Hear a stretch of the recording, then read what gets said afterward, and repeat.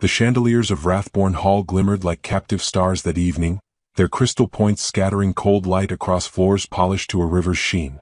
Servants moved like muted shadows beneath the grandeur, their presence meant to be felt only in the tilt of a tray or the whisper of skirts. Among them was Lillian Harrow, slight of frame yet steady of step, her dark hair pinned with careful simplicity, her eyes lowered not out of meekness but out of long-learned caution. She had survived the quiet brutality of whispered judgments for years.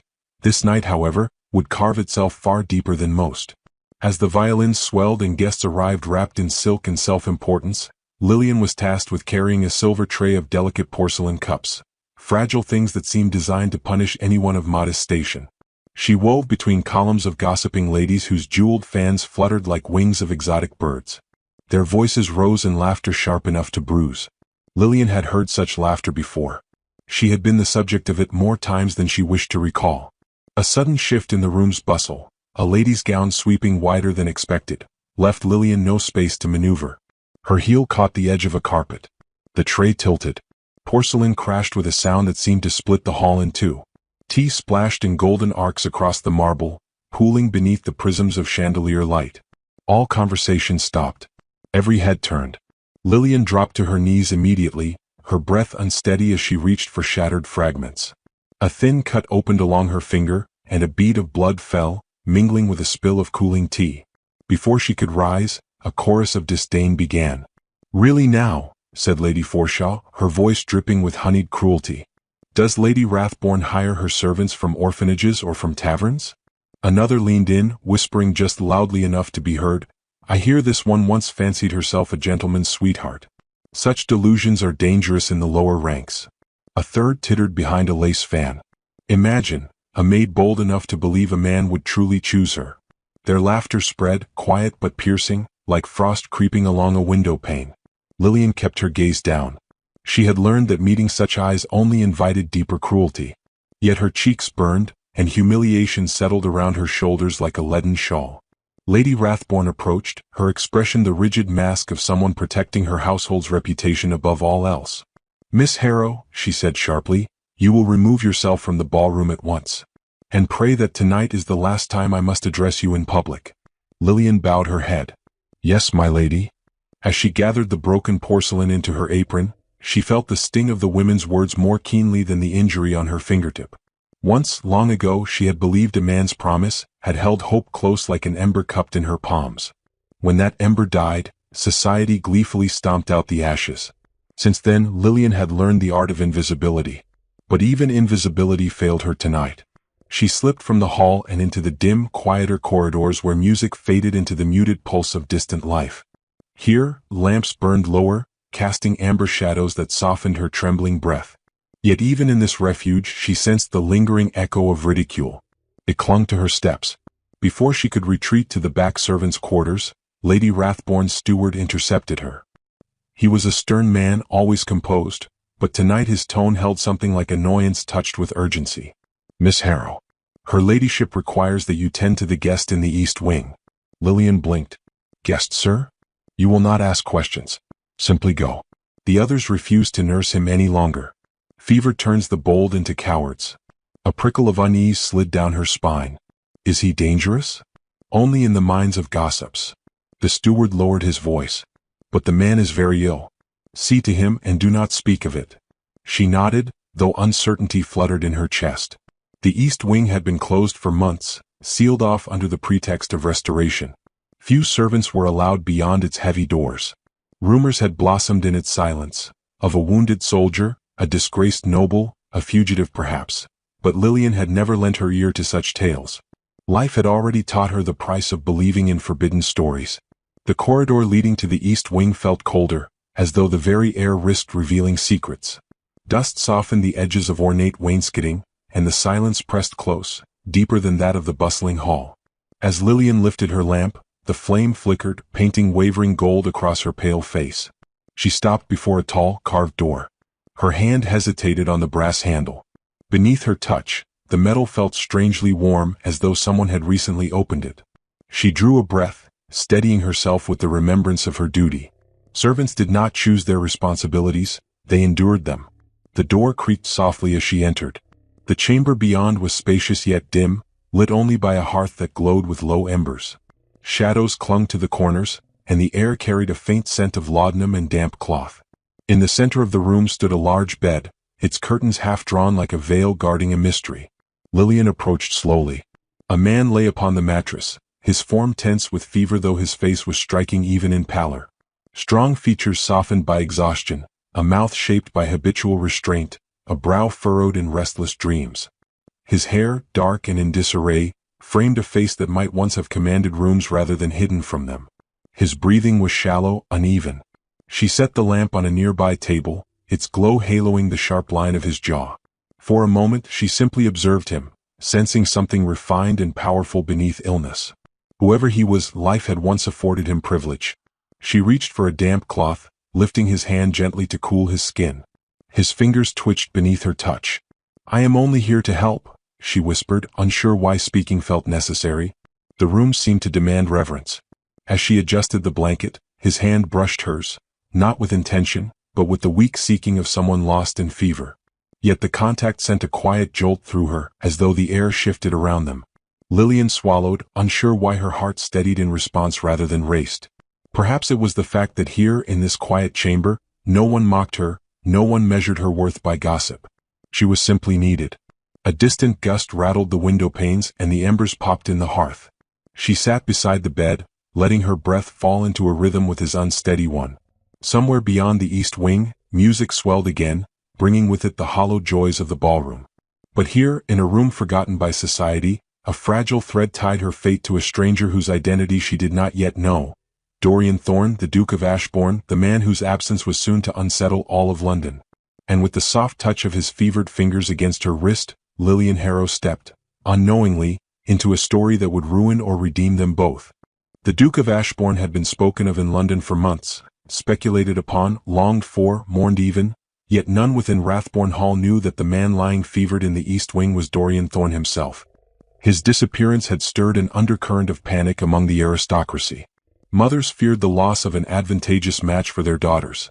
Statesmen whispered that the Duke's absence left a vacuum of influence. Ladies spoke of him with yearning as though his charm lingered in the city like a perfume. But here, under the dim hush of the shuttered wing, he remained a nameless patient to all but fate. Days passed, and Lillian Harrow tended to him with the quiet diligence that had once been her shield against cruelty. She learned the rhythm of his fever, the subtle tremor that warned of his nightmares, the faint tightening of his jaw before he woke in pain. Though she still knew nothing of his identity, she recognized dignity in every line of his face, even marred by illness.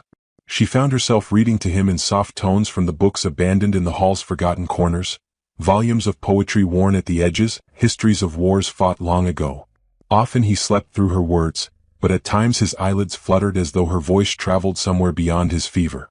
One evening, while replacing a damp cloth on his brow, Lillian noticed the stitching on his cuff had torn further. Without thinking, she fetched her small sewing kit, one of the few possessions she had brought with her when her life had begun anew in service. She mended the cuff with careful precision, smoothing the cloth as though restoring order to a world that had shown her little regard. When she finished, she placed a violet beside his water glass, a modest flower pressed in a small book she kept hidden beneath her apron. It was a habit born from childhood. Her mother had offered violets to the sick as symbols of quiet hope. Lillian had not placed one beside any man since the one who had left her, yet something in the patient's vulnerability stirred a forgotten tenderness. The next morning the violet was gone. In its place lay a subtle shift in the air. Dorian's eyes had opened fully for the first time since her arrival, their deep hazel sharpened by curiosity rather than delirium. His gaze wandered to the mended cuff, then to her hands. His voice was a rasp but clear enough. "Who placed kindness upon my table?" Lillian startled. She did not expect him lucid. I thought you might find comfort in it, sir." "Comfort," he repeated softly as though tasting the word. "It has been some time since anyone offered me such a luxury." There was no aristocratic arrogance in his tone, only a weary gratitude that caught her unprepared. She dipped her head, unsure how to respond to a man who spoke with the cadence of someone far above her station. Yet she felt no fear, only an unexplainable pull. Their exchanges grew more frequent as his strength cautiously returned. He watched her with a calm attentiveness that unsettled her, not through impropriety, but through a gentleness she had forgotten men were capable of. When she lifted a cup to his lips, his fingertips brushed hers, not intentionally, but lingering as though recognizing the hand that had steadied him through fever. Still, Rathbourne Hall did not move in silence. Rumors, like winter drafts, crept beneath every door. The servants had noticed her extended hours in the East Wing. Some eyed her with suspicion, others with envy. The younger maids whispered that she had enchanted the mysterious man with soft sympathy. One footman in particular, a resentful fellow named Hargreaves, spread tales in hushed corners, insisting Lillian was weaving a scheme to bind a nobleman to her. He told the scullery girls she had ambitions far beyond her place, that she was repeating history, ensnaring another gentleman as she once had before. Lillian ignored the murmurs at first. She had long learned to swallow unjust words. But whispers have weight, and soon their shape reached Lady Rathbourne's ear. The mistress of the house, already anxious about harboring a sickly stranger, grew quick to suspicion. One rainy evening, when thunder trembled along the estate's walls, Lillian carried a lamp to Dorian's chamber long after the household had retired. She found him sitting upright, the shadows sharpening the angles of his recovering strength. He managed a faint smile. "Your lamp has become the only sun permitted in this wing." She flushed, uncertain whether he meant to tease her. "I wish to be sure you were comfortable, sir." Before he could reply, sharp footsteps echoed behind her. Lady Rathbourne appeared in the doorway, her face pale with indignation. "Miss Harrow," she snapped, "you will explain why you haunt this man's room at such unseemly hours." Lillian froze, the lamp trembling in her hand. "My lady, he woke in distress earlier.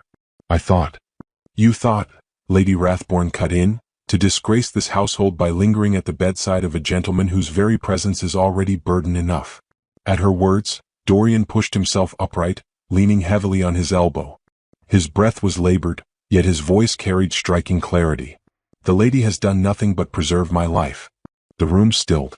Lady Rathbourne stared, astonished that her guest spoke with such authority. "Miss Harrow's hours are spent at my request," Dorian added, though Lillian knew he had not asked such a thing. He spoke to shield her.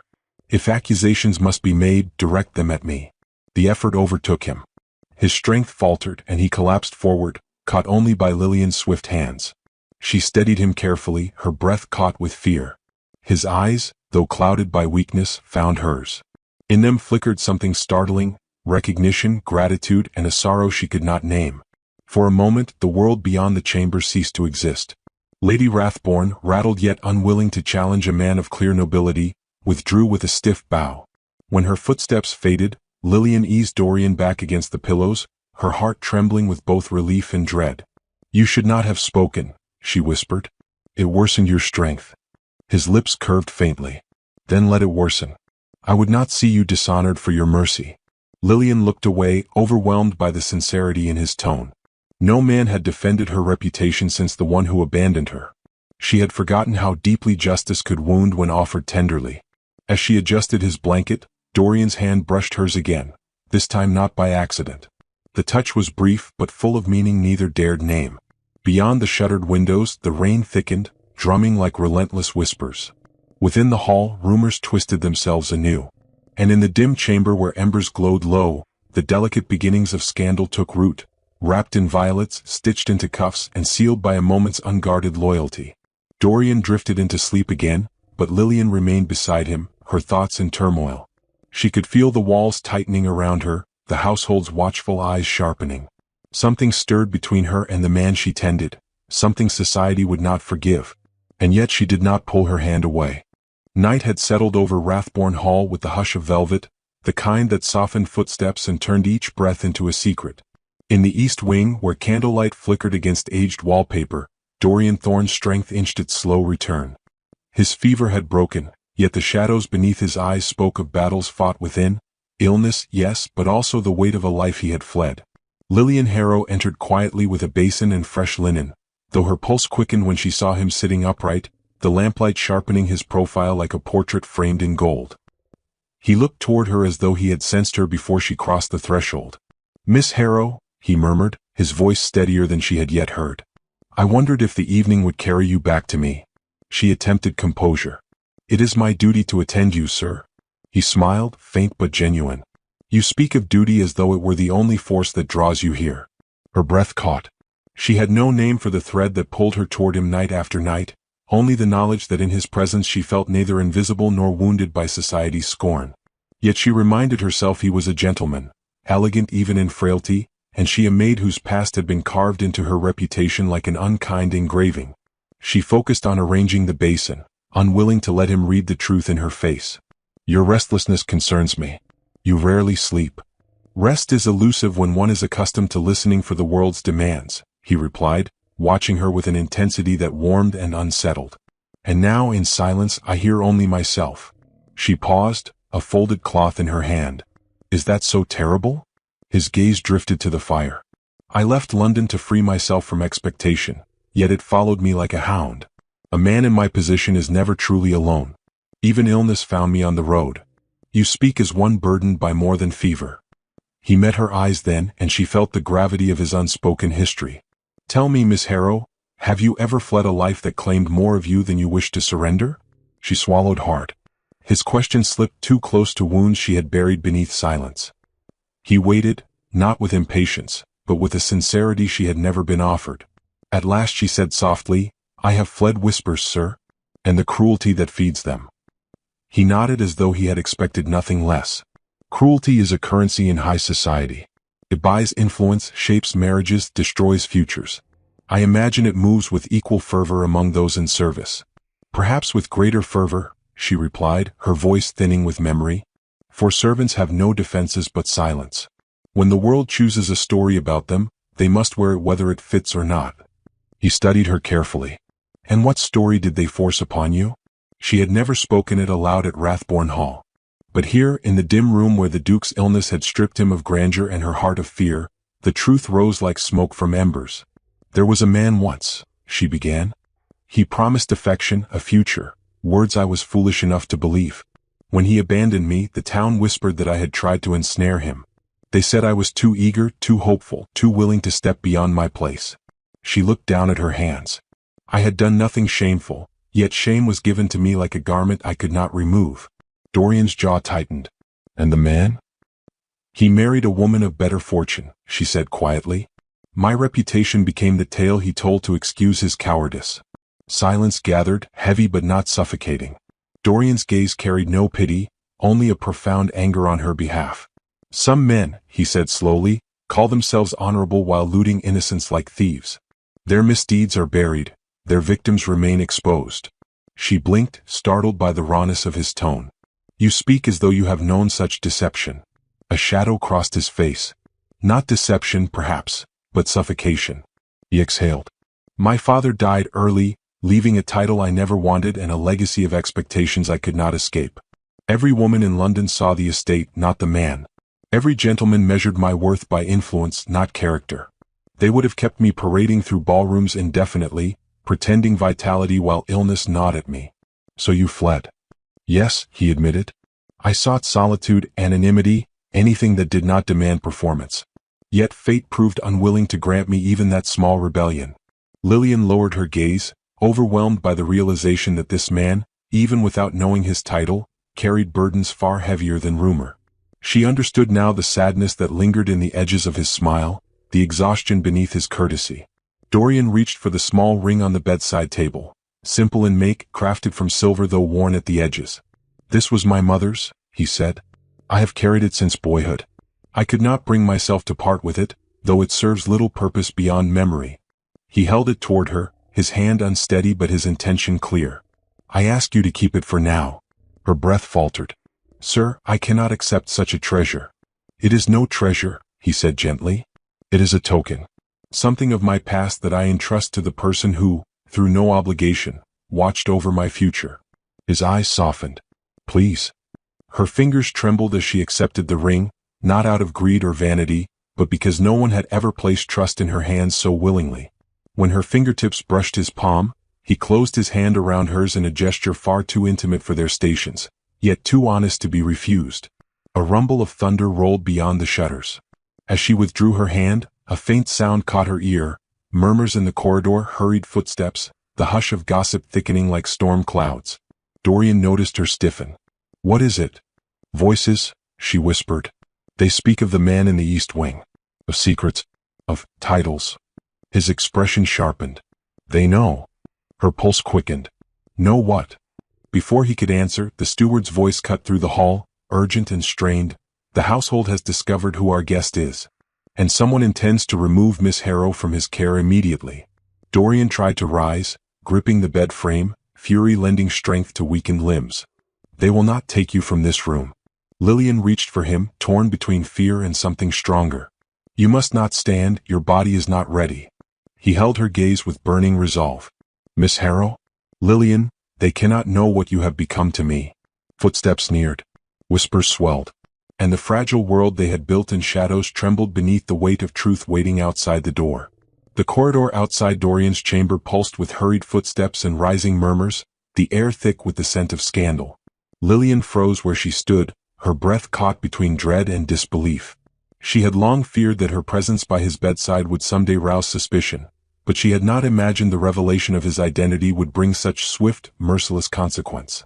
The door burst open, and Lady Rathborne swept in with the severity of a magistrate, her gaze cutting sharply between them. "Miss Harrow," she announced, "your service here is concluded. You are to gather your things at once." Dorian, still unsteady, pushed himself upright with effort. "My lady," he said, breath ragged, "you presume too much authority over my affairs." Lady Rathborne stiffened. "Your Grace," she corrected herself belatedly, bowing with strained reverence, "my household maintains decorum. This maid has overstepped her station. Her continued proximity to you invites ruin." Dorian steadied himself on the bedpost, refusing to recline. Even weakened, he carried the unmistakable bearing of nobility, the kind that could bend a ballroom with a single look. "If Miss Harrow leaves," he said, voice low but firm, "so do I." The words struck the room like a crack of lightning. Lillian's heart shuddered. Never in her life had a gentleman risked even reputation for her, much less something resembling loyalty. Lady Rathborne's composure splintered. "Your Grace, the physicians arrive at dawn. They will escort you to London where you belong. The girl will not be accompanying you." Lillian bowed her head, struggling to speak past the tightness in her throat. "My lady," she murmured, "if my presence harms your household I shall go." "No," Dorian said sharply, turning toward her with an expression raw enough to unmoor her. "You will not be cast aside because others lack honor." He faced Lady Rathborne once more. "Miss Harrow remains under my protection." Her eyes widened, calculation flickering within. She bowed stiffly. "As you wish, your Grace. But London will not be so forgiving." She left without another word, the echo of her heels fading down the corridor like a sentence pronounced. Silence settled, broken only by Dorian's uneven breathing. Lillian moved toward him instinctively, lowering him back against the pillows before his strength gave way. "You should not have stood," she whispered. "You risk what little health you've regained." He caught her hand, gently, reverently, as though her touch were a balm he could not forego. "What good is health," he murmured, "if I awake only to watch injustice unfold?" Her pulse fluttered beneath his fingers. "You cannot protect me from society, your Grace." A faint, almost sorrowful smile touched his lips. "Perhaps not. But I can refuse to let it dictate my choices." Before she could reply, the sound of carriage wheels and hurried voices rose from the courtyard below. News of his whereabouts had spread faster than rumor itself. Now the nobility arrived in a torrent of silk and expectation. Dorian closed his eyes briefly, shoulders tightening as though preparing for battle. "They come to reclaim me," he said bitterly. "Advisors, suitors, opportunists, all eager to tether me back to the life I fled." Lillian's breath trembled. "Then you must let them. Your title demands it." He opened his eyes, meeting her with a gaze that stripped away every mask he had worn. "And what of what my heart demands?" She looked away, unable to bear the ache in his expression. "A man of your station may not speak so freely. Nor may I live so falsely," he countered. Before she could answer, the door opened once again, this time to reveal Lord Elberton, one of Dorian's closest advisors, flanked by a cluster of nobles. Their expressions blended relief with disapproval as they surveyed the chamber, lingering too long on Lillian. "Your Grace," Elberton said with polite urgency, "London rejoices to find you alive. Your duties await. A carriage is prepared." Dorian's eyes hardened. "I will not leave until Miss Harrow's reputation is restored." The nobles exchanged alarmed glances. One of the ladies, rumored to have been his intended bride, stepped forward. "Your Grace," she said sweetly, though her gaze toward Lillian was poison, "a maid is unfit to be the subject of your concern. We shall see her position addressed." Lillian stiffened. She had endured scorn before, but under the scrutiny of the aristocracy she felt exposed anew. "Your Grace," she whispered to him, "do not fight on my account." Dorian rose from the bed again, against every protest of muscle and bone, facing the gathered nobles with a quiet authority that silenced the room. "I owe my life to Miss Harrow," he declared. "Her hands cared for me when my title meant nothing. If any among you question her integrity, you may address your grievances to me directly." Gasps flickered through the chamber. One noble whispered, "He protects her too fiercely." Another muttered something about enchantment, fevered confusion, impropriety. Dorian dismissed them with a single cold glance. "Prepare yourselves," he said, voice like steel wrapped in velvet. "When I return to London, I will not accept slander against the woman who preserved my life." The lady who fancied herself his future grew pale. "You speak dangerously, Your Grace," he answered without hesitation. "I speak truthfully. For once." The nobles withdrew in unsettled silence, their footsteps a wavering retreat from a declaration none had expected. When the door closed, Lillian found herself trembling, not from fear but from the magnitude of what he had done. "You cannot continue this," she whispered. "Your advisors will not allow it." "They may govern estates," Dorian said softly, "but they do not govern my conscience. You have obligations, an entire world that demands your return." "And you," he replied, stepping closer despite his weakness, "are the only person who has seen me as more than a title." The room fell still, the fire crackling softly as though awaiting her answer. Her voice broke when she finally spoke. "If I remain near you, I will be the ruin they predict." His expression softened with a tenderness that tightened her throat. "Lillian, your presence is the first mercy I have known in years. Do not call that ruin." Before she could speak, a footman appeared in the doorway, breathless. "Your Grace, London demands your immediate return. If you do not depart tonight, Parliament threatens to appoint a guardian over your estate." Dorian's jaw clenched. The ultimatum struck like a blade. Lillian stepped back, her heart sinking. "You must go." He looked at her as though the very thought threatened to unmake him. "Not without you." "You cannot bring me," she whispered. "We both know it." His silence was a wound. Outside, the carriage wheels rolled into position. And as the distant lamps flickered against the windows, the fragile sanctuary they had built trembled, for choice, duty, and desire now stood poised to divide them.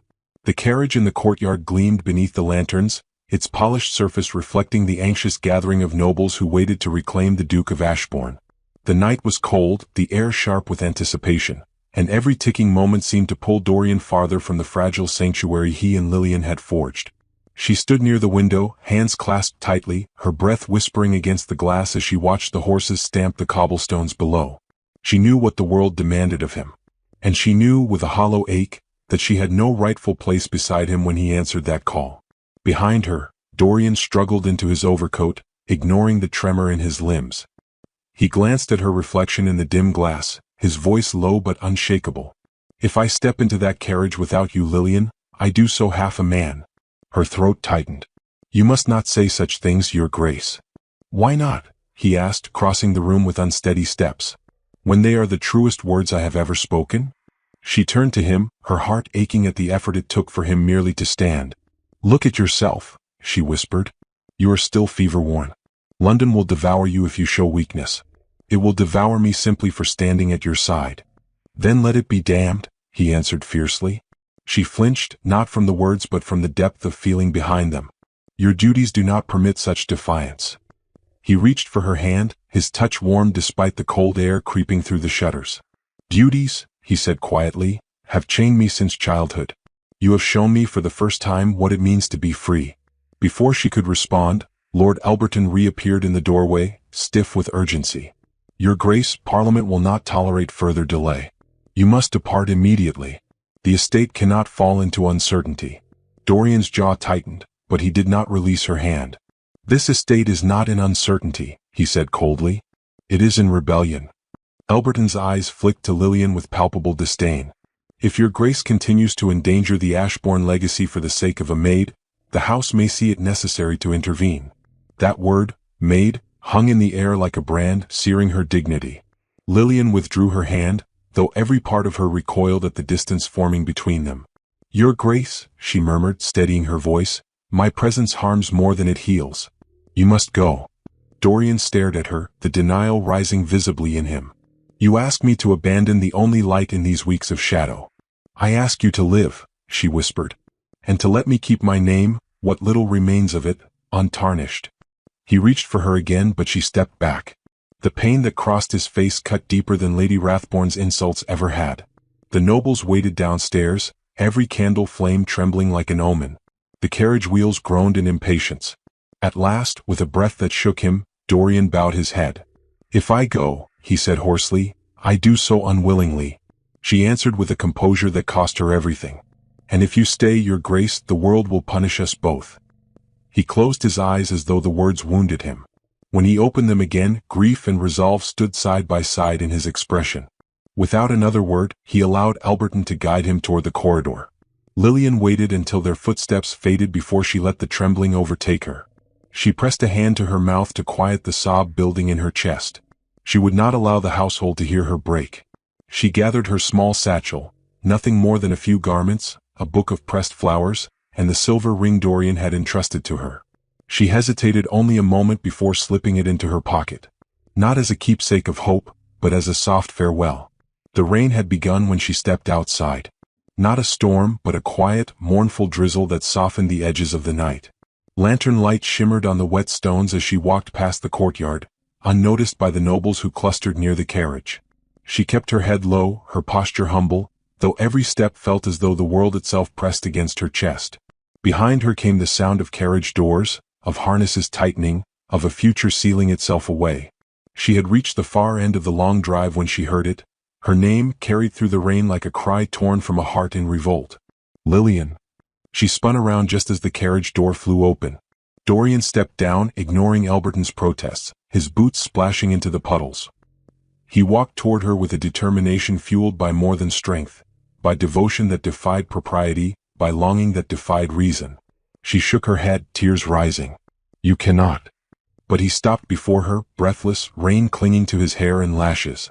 Let Parliament take my title, he said, voice breaking with the force of conviction. Let society turn its back. None of it has meaning without you. Her tears spilled freely now. Do not speak so recklessly. It is not recklessness, he insisted. It is truth. You saved my life, Lillian, not only from fever, but from a world that would have left me hollow. He sank to one knee, not in proposal but in reverence, in gratitude, in the silent plea of a man who had discovered something worth surrendering everything for. The rain fell softly upon them both, as though anointing a vow unbound by law or station.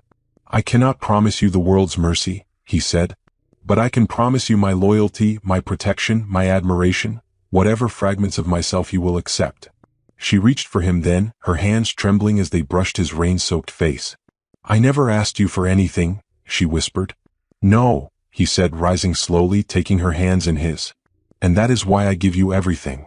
She stood in the hollow of his arms, the rain blurring the line between sorrow and salvation. For the first time, she allowed herself to feel the truth she had buried beneath fear. She did not wish to walk away. Not from him. Not from the hope he had rekindled. When they returned to the hall together, whispers surged, scandal flourished, and advisers paled.